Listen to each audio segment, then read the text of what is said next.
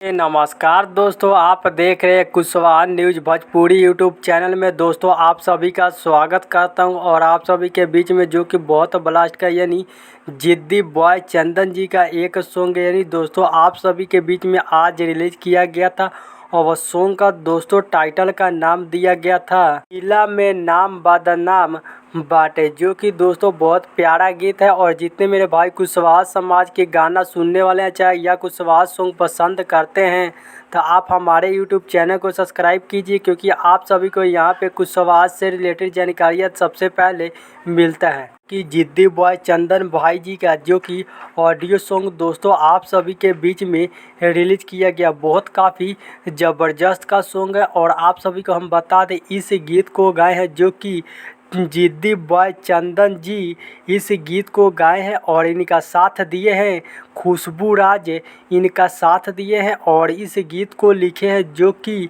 यानी अरुण सक्सेना जी इस गीत को लिखे हैं और संगीत दिए हैं जो कि इनके वर्मा जी संगीत दिए हैं दोस्तों। और बहुत काफ़ी बवाल का दोस्तों ये सॉन्ग है। और आप सभी को हम बताएंगे कि ये सॉन्ग यानी आज आप सभी के बीच में ऑडियो सॉन्ग रिलीज किया गया है जिद्दी बॉय चंदन ऑफिशियल यूट्यूब चैनल के माध्यम से।